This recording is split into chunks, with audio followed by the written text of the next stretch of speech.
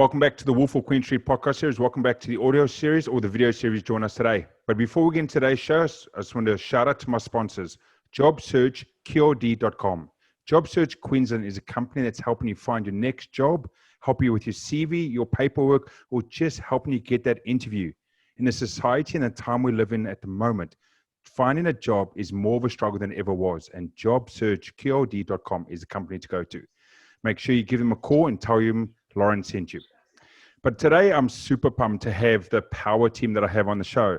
I've said to a lot of people out there, and most of them have admitted and agreed with me that these two guys or their business runs the best Facebook ads and best Facebook marketing out there in New Zealand, and I guess as well out in Australia and wider, because they are in the property game and they know what sells. I'm joined by Andrew Nicol and Ed McKnight, the MD and the I hate this word, economist specialist from Opes Partners. Welcome to the show. Special economist is what we like to call Special them. economist. Woohoo! Here we are on the Wolf of Queen Street podcast. No, I must have a bit of a laugh, and as much as sometimes I try to keep up and say my podcast has been very successful. The Property Academy podcast that both of you run on a daily basis kicks my ass out of the water without a doubt, right? 1.2 million downloads, 40 to 50,000 downloads a week. Property Academy podcast, your daily podcast and insight into everything property. Please remember to rate, review, and subscribe. It really helps us get the message out to more people. Oh, Andrew, so well rehearsed. And as anyone listening here, Andrew and Ed run a daily property podcast called the Property Academy podcast, 1.2 million downloads. As you said, daily insights into the property market. But why I thought I wanted to get this power team on my show, as I've done with everyone else in the property or business game in New Zealand, is we are in an interesting time in the property game. And I would love to run through Andrew and Ed's thoughts on this, but I first want to fire off to anyone that's new and has never seen Andrew or Ed, which is quite hard because they're all over social media. But what is Opes Partners and what does it offer? So I'll start with that. So Opes Partners, I started 8 years ago.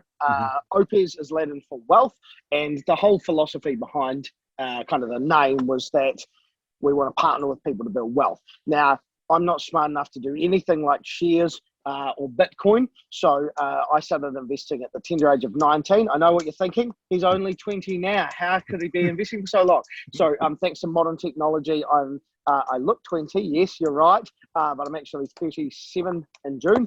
And so I've built up a range of properties, a large property portfolio of residential properties. I invest all around the country now. We started out just helping just normal mums and dads buy their first rental property. Now our business is growing to quite a significant size, and we have a lot of different flow-on businesses from our core business, which is coaching on how to invest in property. We specialise in new builds. So our level of inquiry has probably doubled since the announcement by Labor government, because of course there is that new build exemption, or the potential new build exemption. As we understand it, you're going to be treated as if you had invested prior to March 27, and obviously that makes it a much stronger return on investment if you're investing in new as compared to the old investing in an old property and just hold on to it long term. I think what sets us apart is that we give everyone the information for nothing. So Ed and I, as I put out the daily podcast, we produce a monthly webinar on really kind of the nitty gritty of property. But a year ago today, we started our first webinar, and that was because we were in COVID. I was at my batch, Ed was at his girlfriend's house, and we had nothing better to do. And we produced a weekly webinar at that stage. And now we do them monthly, and don't know how the hell we found the time to actually manage to do it. I guess it was because I didn't travel as much then.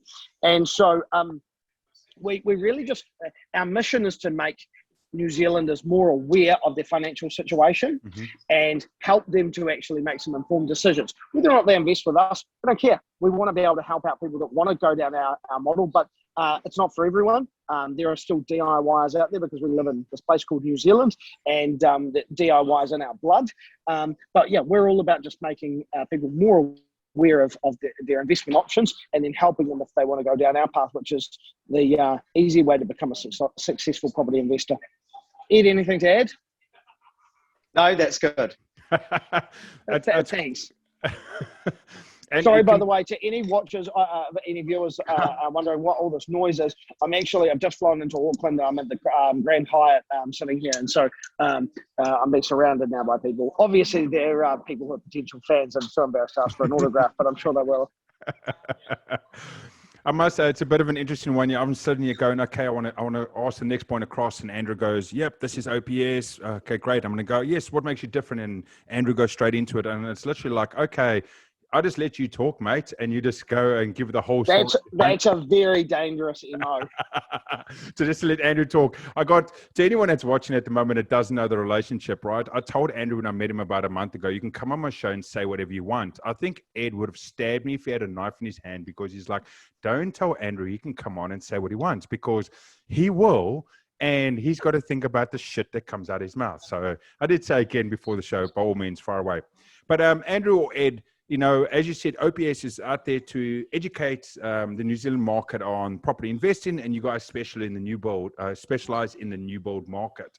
Obviously, everyone knows that in this game, unless you've been sleeping under a rock or have been living somewhere else, is that Labour government made a big decision over the sort of the last month, depending when you're listening to this, about changing the deductibility of the interest.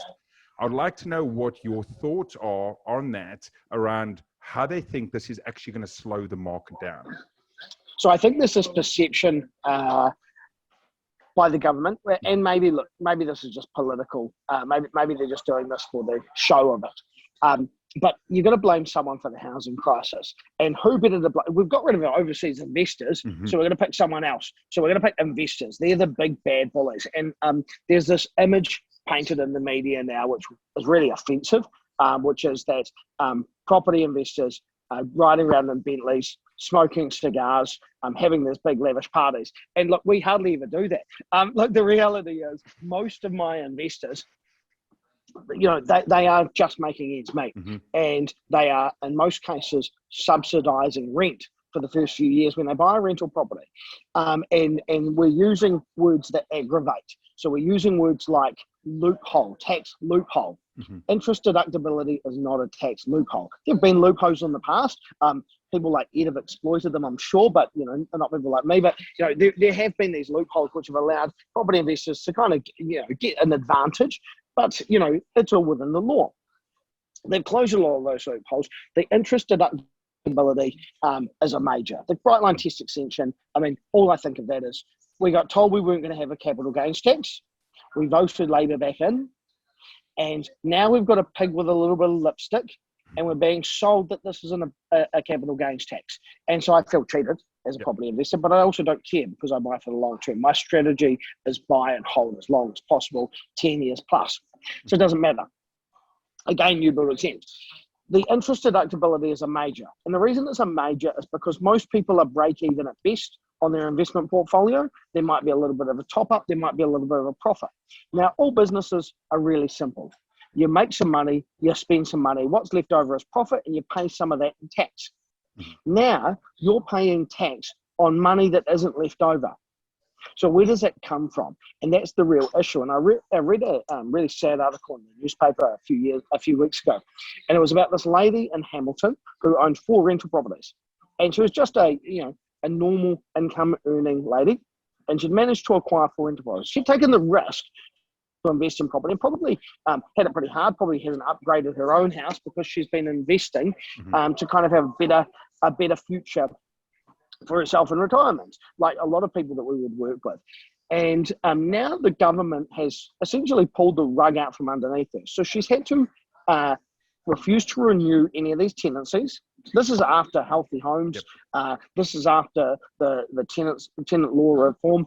Now she's at a point where her portfolio is going to cost her another $25,000 a year. She doesn't have that in disposable income, so she has no choice but to sell those properties. And Grant Robertson said to that, well, that's her choice. Well, it's not your choice if you're forced financially to do that. So now you've got 4 households who no longer have a property to rent, and they've got to go and find something else. And the Hamilton market's pretty tight at the moment. 3 of those houses were beneficiaries. So there was, they probably maybe a less desirable tenant, some would say, and so they're going to really struggle. And then you've got one lady who's got terminal illness. She's going to die in the next couple of months, and that is tragic. Mm-hmm. The fact that now, when we don't have enough houses to rent in particular places, the government has gone and made it harder for landlords.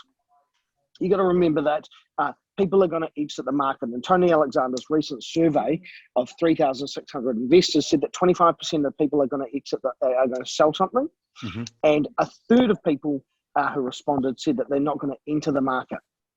I hope that the government has got a backup plan, because they're going to need to start putting bunk beds in Parliament, because there's going to be a whole lot of homeless as a result of this.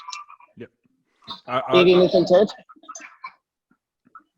Well, I'm less interested in the political side of it. I'm more interested in what is the impact on individual investors, and it's pretty significant. I think one of the key things that have been missed is that at the lower levels of interest rates, it makes less of a difference to most property investors, because the effect of this policy is roughly the same as multiplying your interest rate by 1.5 times. So if you're currently sitting at a 2.3% interest rate, which you'd get at a 1 year at most of the major banks at the moment, the effect of the tax change once fully implemented is the same as paying about 3.3% interest. Now, that's not great. You're paying about 1.1% more in interest, but it's still low in historic terms. The real thing, or the real impact that's going to be felt by property investors, is when interest rates return to a more normal level. And what I mean by a more normal level is right now the Reserve Bank is still keeping mortgage interest rates really low to support our COVID recovery. It might feel like we're past some of that COVID-induced recession, but the Reserve Bank is still saying we need support. We need to keep this economy going, and we need to have some stimulus there. That's why the OCR is still at its record low, the lowest it has ever been at 0.25%. So once we get through this, once interest rates start to return to a more normal level, over the last 10 years, the average has been 4.7%.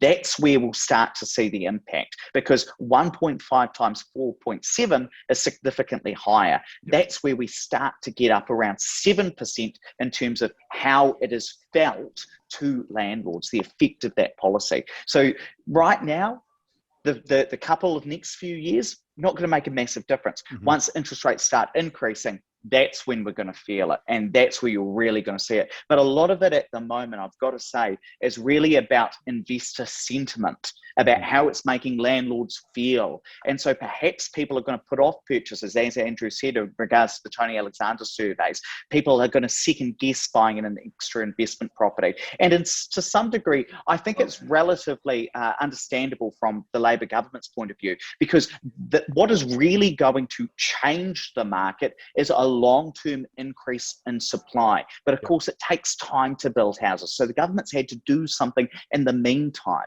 And so coming out very publicly against landlords to try and change sentiment is probably a relatively politically astute thing to do, to try and make us say, well, maybe we're not going to buy right now, while they try and solve the long-term supply issue. Just one thing I want to add there as well.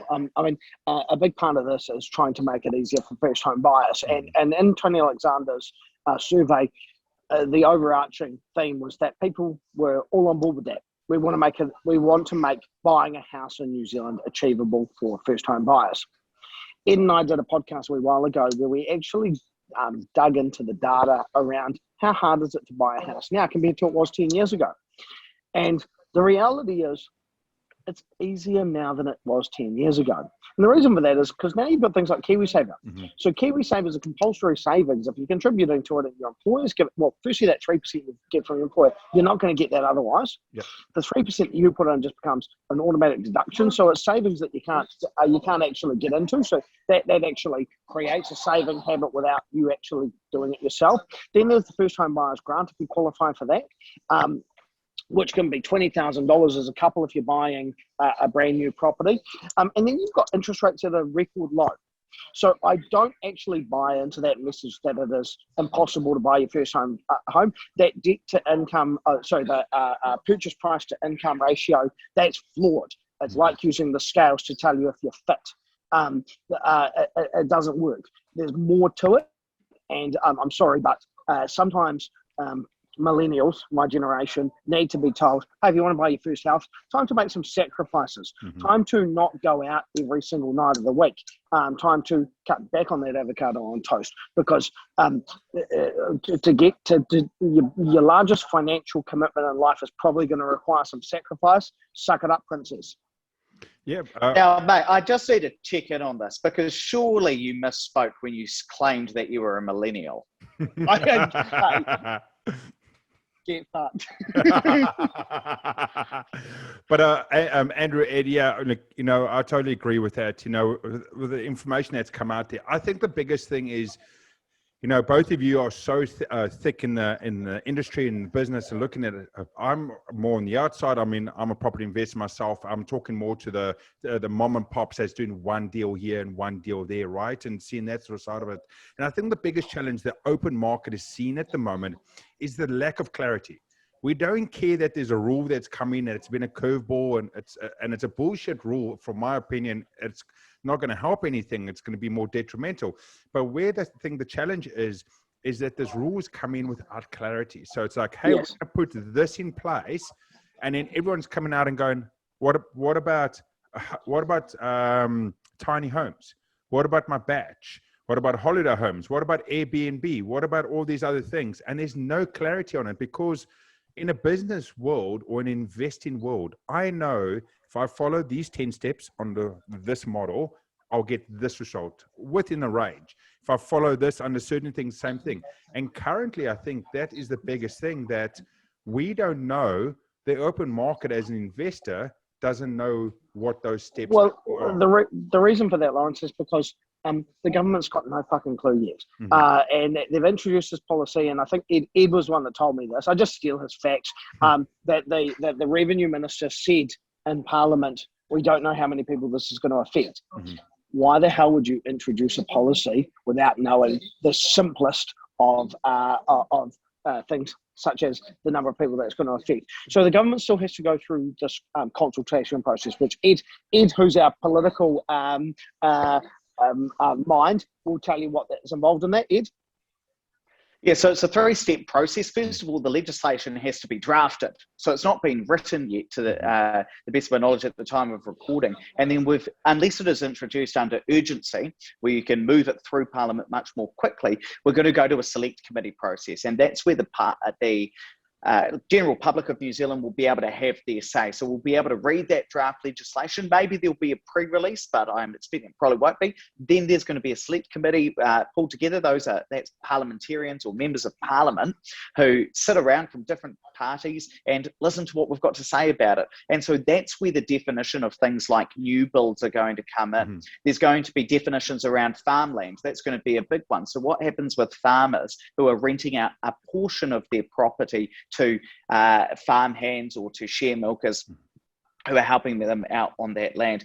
What's going to happen if a mum and dad happens to buy an apartment in Wellington for their kids who are going to go and study at Victoria University? Are they going to be able to deduct that interest, given that they're only purchasing it for their kids? These are the sorts of things that are still going to be worked out during that process. And then there's an extra 2 debates after that happen within Parliament. So that's why the government said, look, we're going to introduce it from the 1st of October. But one thing you've got to be really careful about, Lawrence, is taking at face value some of what the ministers are saying in public at different press conferences, because they can misspeak as well. And so that's why I would be very careful about taking anything that's reported in a Stuff or a New Zealand Herald at face value. I'll just give you an example of that. So when the policy was first announced, that was about March 24th, Grant Robertson got up and said that they were going to backdate the policy, not from the 1st of October, but from the 27th of March. Now, that's never been reported on or confirmed after the fact. My understanding was that was a misstep. It's going to be introduced from the 1st of October, which was the IRD's advice. So you do just need to be careful, because even the people introducing the policies occasionally, when in front of the media, will misspeak and say things that aren't actually fact. factually correct, because this policy is being introduced very, very quickly. And I'll just remind you that no Treasury advice had been given specifically on the introduction of these policies. But again, what we've got to do as property investors is not necessarily wring our hands or worry too much about whether this is a good or a bad policy. We've got to get on with it and say, well, how does my strategy change now that this policy is coming into place? It's no use saying what if the government does this or changes that. We've just got to go on with the facts we know now. And we often say there are only 4 strategies that really make sense now when these rules are coming in. And the big one that no longer makes sense is buying an existing property and doing a cosmetic renovation, a small renovation where you slap some paint on the walls, maybe recarpet it, replace the letterbox, do a bit of landscaping. That strategy of doing minimal changes or making minimal changes to existing rental properties doesn't make sense, because what you need to now do is create a big difference between your mortgage payments and the rent you collect. So you've either got to invest in new builds, which are exempt from this change. You've got to do massive renovations to really cash flow hack that investment property so that you open up that difference between the mortgage payments and the rent you're collecting, or you've got to buy properties with a lot of cash so that you have a small mortgage relative to your rent. Those are the 3 main strategies that make sense. The 4th strategy I mentioned is flipping, where you're not holding that property over the long term, buying, renovating, and selling quickly. Those are the 4 strategies that make sense. The one that doesn't make sense is the one that everybody used to do: buying existing properties, doing little to it, and just renting them out. That's no longer economically feasible. I think it makes a really good point that whilst all of this is frustrating for investors, you can't control it. And there's going to always be, with long-term investments such as property, things that change that are outside of your control, be it interest rates, banks, policies, governments changes. That's just life. And I guess being so many years into business now, this has been probably the biggest change.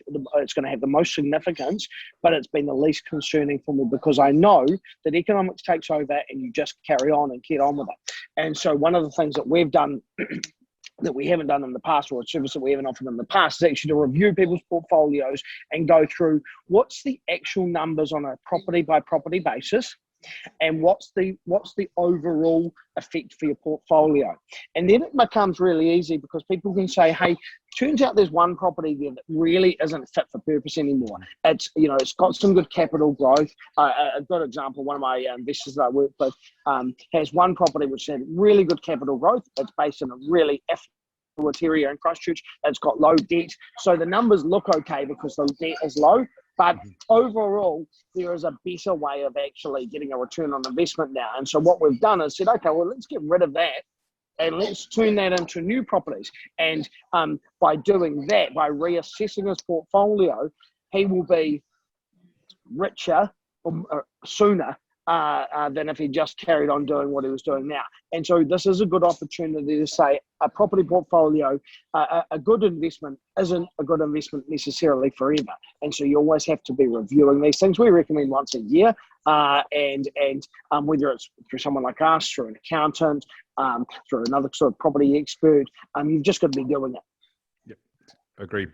One thing I wanted to go back on before, because I feel the millennials will be throwing their avocado toast at either their phone or the video or their TV after Andrew said that, affordability is there for your first home buyers, and the news about you can't afford it. So I just want to go back onto that point a little bit and talk about it, that in some portions, I totally agree in that sense. Like, I've seen articles where people have come out and they go, hey, I can't afford my first home. And I ask them, oh, where do you want to buy? I want to buy in Herne Bay. If you're not in Auckland, I think Herne Bay is top 3 at the moment, if not number 1 suburb in Auckland. Average is over $3 million a house. The biggest thing is, in partial to what Andrew said, is there is affordable places to get on the first step. And for people out there, please, your first step on the ladder is exactly that. It is not your last step. So I get sick and tired of people that talk about the first time going, oh, I want to get my dream home. That's not going to happen. I'm sure Andrew's had one and it's long gone. I'm sure Ed's done it and I'm sure it's long gone. I did the same. And your first one. And I think it's that sort of mindset where the youngsters in their early 20s and that, utilizing the low cash rate, the KiwiSaver and so forth, are getting onto it. And then it's the people that are in their later 20s and their 30s that turn around going, no, I can't get onto it because I can't get that 4-bedroom house, but I'm only married with no kids. And I'm having a shitstorm about it because, you know, it's unaffordable to me. And I think look, we have investors that start out investing in Auckland for under 700,000. Yep. Now, it isn't a house in Herne Bay, but you don't need a house in Herne Bay. Yep. I personally, I only bought my first owner-occupied house, the first owner-occupied, and bear in mind I've been involved in over 100 property transactions personally, kept a chunk, traded a chunk. And I've only just now bought my first house, and it's not in Auckland, but you know, it's in a similar type of area. Mm-hmm. But I've done that after years of sacrificing and renting and doing other things. And we don't need our forever house to begin with. It's nice to have, but if you want to do that and pay off a mortgage for the rest of your life and be require 2 incomes, then you're just going to put yourself at financial strain. And I always say you have to make a sacrifice. Your choice is whether or not you make a sacrifice now, or whether or not you make a sacrifice in 25 years' time or 30 years' time. But you are going to have to make a sacrifice. And I'd far rather make my sacrifices early on in life and then have a great life. Jesus, it sounds like an Opes party next door to me. I'd rather make those sacrifices early on so that I can have a better life later on. Yep, totally. Hey, Tim. So, like, as we get into the end of the show, and you know, great insights and everything we're talking about the property. I know a lot of people out there know about your brand. Some of the people won't know about OPS and your property education and taking the people through. So, a few things that people ask straight off the bat, and you might as well fire through. And Andrew or Ed go to it. Is you provide your property education. The first question I know straight away going is, how much does it cost me? And if it doesn't cost me anything, why is that? I'll cover off this to begin with. If you might cover off what we do in terms of the education piece. It's a core service. If you want to come in and learn how to buy a brand new property, we'll do that free of charge. And we do that free of charge because we have a real estate brand that goes and sources properties based on our investment criteria. Mm-hmm. So we're getting paid. So because we're getting paid, we're happy to do it for free. We provide endless amounts of content for free as well. So we provide the podcast on a daily basis, the webinars on a monthly basis. We provide the best tools in the industry. So Ed's been tirelessly working on a return on investment calculator, which you can download from our website. Yep. You can chuck in a property, put whether or not it's existing or new, as in a new build. Mm-hmm. And when it was purchased, and it will tell you what the return on investment is based on the equity that you need to have that property and the cash flow and all those kind of things. It's amazing. It's amazing. So you can compare 2 properties. So if you want to come in after you've used our coaching services, our podcast or signed up to our online investment, property investment training videos, which have been 19 videos of me going through everything property investment. We also offer a review service. So this is the new service I was talking about, where we'll look at your portfolio and we'll tell you what we would do. So I think you should sell this property. I think you should keep these ones. I think you should look at some other properties to supplement that shortfall that you're going to have, like a high yielding property. And that's $1,000. And at the moment, that's with me. So if you sign up for that service, you'll sit down with me and do that personally. And we'll give you the tools again to be able to do it yourself in the future. We offer a property management service, which is standard property management rates, which is across the country, Auckland, Christchurch, Tauranga and Hamilton. We have an accounting service. We've had Matt Harris on the show, which Matt Harris runs that business for us. It's called Momentum Property. It's a fixed fee model where we specifically focus on property investors. And feel like I'm missing something there, Ed. Oh, Catalyst Financial. We have a mortgage broking and soon to be investment service there to be able to help people kind of with those kind of things. And the reason we ring fence all of this is because we want people to get the best service from everyone they deal with in the process. But if you just want to come in, you just want to buy a property, we do that absolutely free of charge. And the only thing you pay for is the property management if you use our service. Awesome. Anything else you wanted to drop into that, Ed?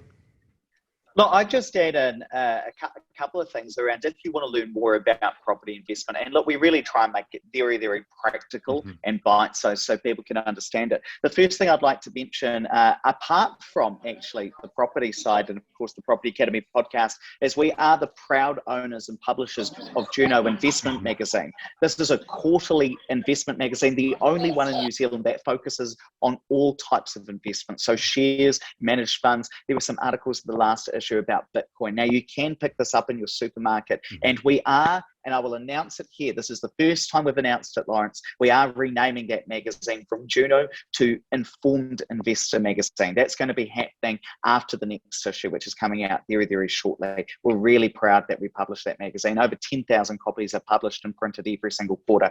Of course, if people are interested in property specifically, the Property Academy podcast, our daily podcast, is the best place to go.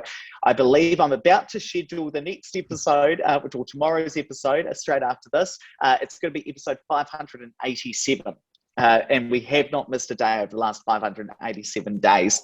Of course, the video course, the Property Academy video course that Andrew mentioned. But I just want to talk about our website for a minute, if I can, because we purchase about $10,000 worth of data every single year, and we release it for free on our website. So you can go on there, and if you live in Avondale in Auckland, you can go and see the last 21 years worth of data on how the average house price in Avondale, or whatever suburb you live in, has changed. And from that data, we then create maps of, well, where are the capital growth hotspots in Auckland? I've just received an updated one that I've had somebody working on.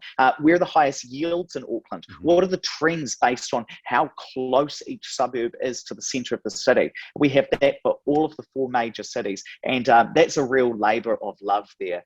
So if anybody's interested in the specific tactics about finding a property within a suburb or finding a target suburb to explore further, then I'd just check out opespartners.co.nz because we buy that data and give it away for free because we believe it's the right thing to do. That's awesome, Ed. Thanks so much for that. And, to both of you, us, there's so much we can speak about. We can speak on you for hours and hours, but I think everything you've got through tonight, and anyone that's come over for the first time and seen your knowledge and your education and what you provide and what you're trying to do, out there, would love and jump over to ops.co.nz and see what you're offering.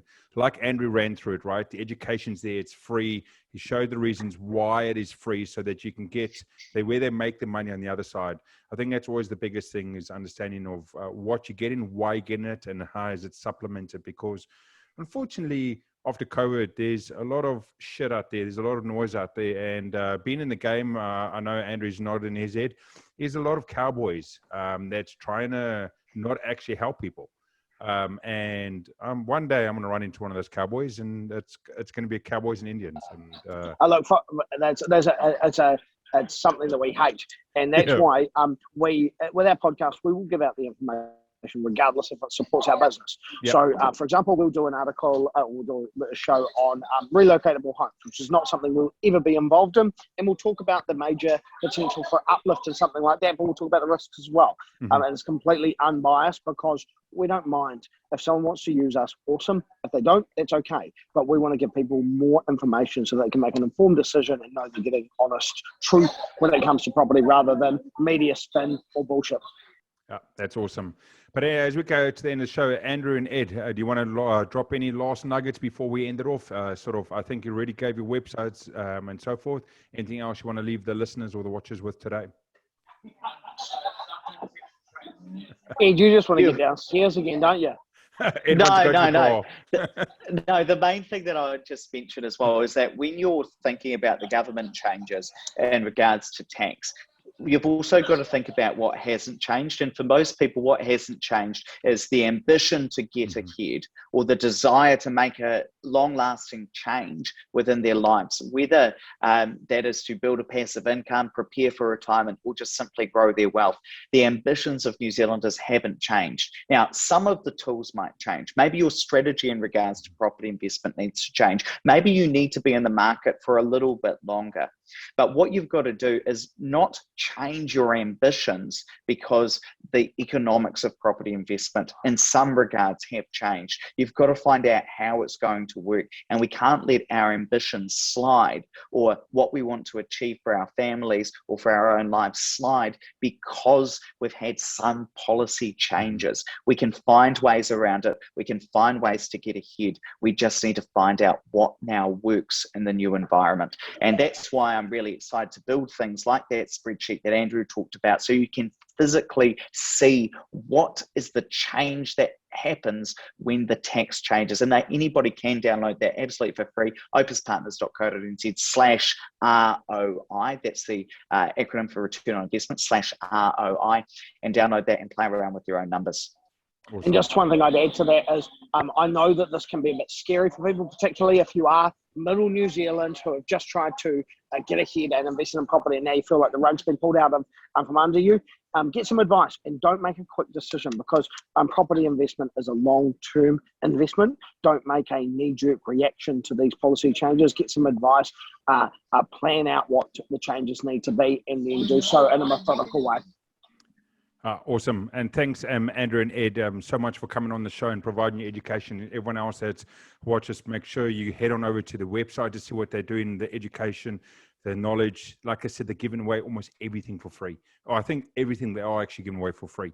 So, and then as Andrew said, make the decision the right way. The education's there, the knowledge is there, everything that you need to know is out there. Go and have a look, have a read. You need some questions, come to me. If you need some questions, go to Andrew, go to Ed. You can find them on social media, on LinkedIn, on OPS, or even on the podcast. Have a listen. Everything else is out there. But we'll find you. Or you can find you. But the biggest thing is, we just got to make sure, as I said, is give it some time. Things will work out. Don't overstress. Don't overpressure. We're all here to try and get a better life out of what we're trying to achieve. We're trying to get one step better for ourselves, not one step up in society, one step better to get ourselves richness in our world. And I sometimes use that word richness. It doesn't mean money. It means family, love, joy, respect, time to do what is important. And that is what you've got to think about and look out to do that. But at the end of the day, thanks, Andrew and Ed. Until next time, to everyone, see ya.